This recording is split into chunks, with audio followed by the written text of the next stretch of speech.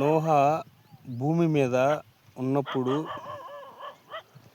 నోహా సువార్త చేశారు. యేసు ప్రభువారు జలప్రళయం తెస్తారంట దేవుడు అని చెప్తే ప్రజలు ఏమనుకున్నారంటే, ఆ కాలంలో భూమి కింద నుంచి నీరు వచ్చి పైరును తడిపి భూమి పంటనిస్తుంది. అలాగా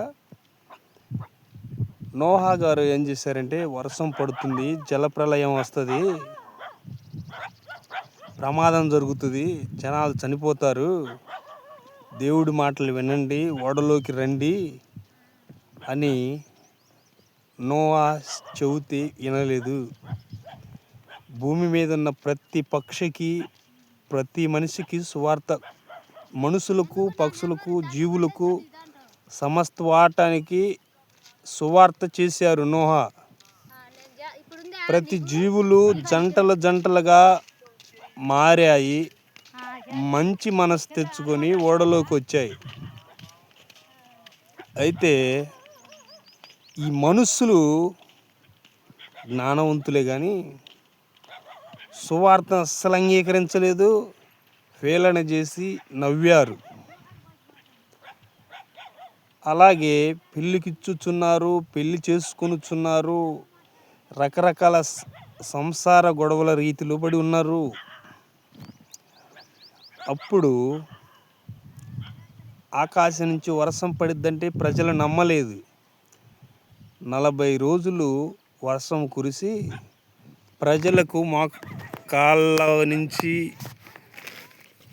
నడుముల వరకు ఇట్లా నీళ్ళు వస్తుంటే అప్పుడు నోహా గారిని వాడకు వాకిలు తీయమంటే నోహా గారు దగ్గర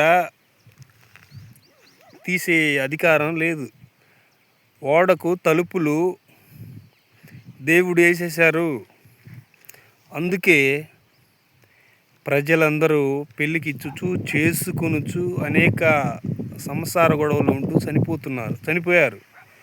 నీళ్ళు జల ప్రళయం 40 రోజులు ముంచేస్తుంది కుండపోత వరస. అప్పుడు భూమి నిండి నోవా గారు కట్టిన ఓడలోకి సమస్త రెండు జీవులు వచ్చేసినాయి. తీసుకున్నాడు, ఓడ గగనానికి లేచింది. 40 రోజులైన తర్వాత ఆరారాతో కొండ మీదకి వెళ్ళింది. కాకిని పంపించాడు.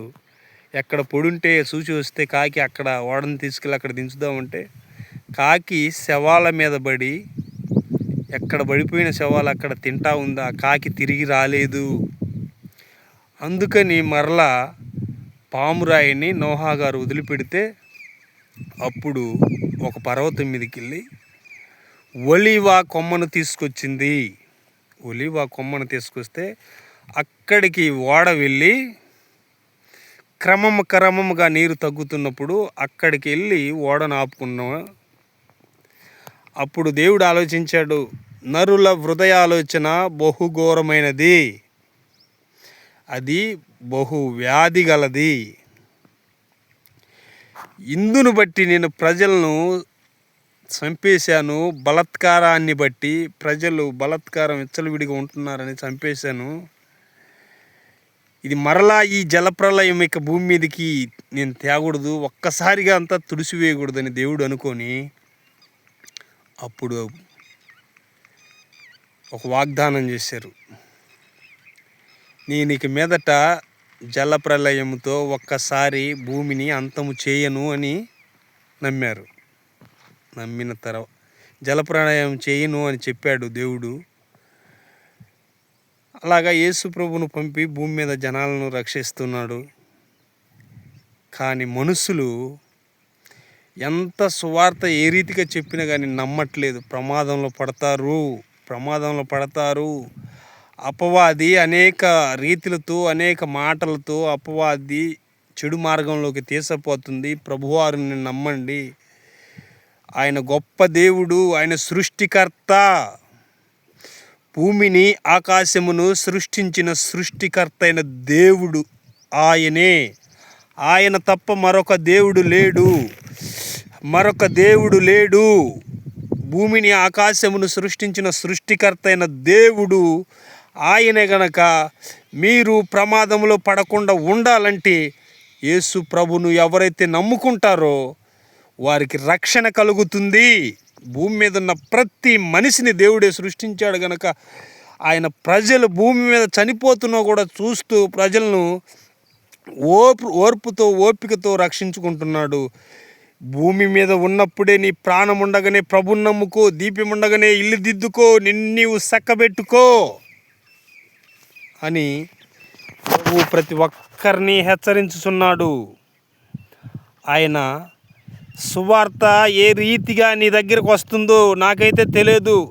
దేవుడు నీ దగ్గరికి సువార్తను పంపిస్తున్నాడంటే అది రీతికైనా వచ్చి ఆయన బోధ నీకు తెలియపరుస్తున్నాడు కనుక ఆ బోధను తెలుసుకొని నీవు సృష్టికర్త అయిన యేసు ప్రభువారిని యెహోవాని నీవు నమ్మినవంటే మోక్షము నీకు చిక్కుతుంది. ఆయనే సత్యం జీవం మార్గము అయినారు. యేసు ప్రభువు నమ్మిన వారికి నా ద్వారా తప్ప వేరొకరి ద్వారా నీవు పోలేవన్నాడు.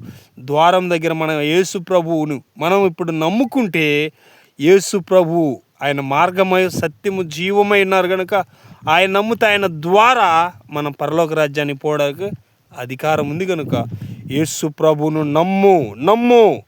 నమ్ము. ప్రమాదాలు కొని తెచ్చుకోవద్దు, ప్రమాదాలలో పడొద్దు. యేసు ప్రభువును నమ్ము. ఆయన నీకు నీ పిల్లలకు నెమ్మదిని మనశ్శాంతిని అనుగ్రహించునుగాక. అందరి పిల్లలను అందరికీ దేవుడు మనశ్శాంతిని నెమ్మదిని కలుగు చేయునుగాక. మిమ్మల్ని అందరినీ ఆశీర్వదించునుగాక. ఆమేన్.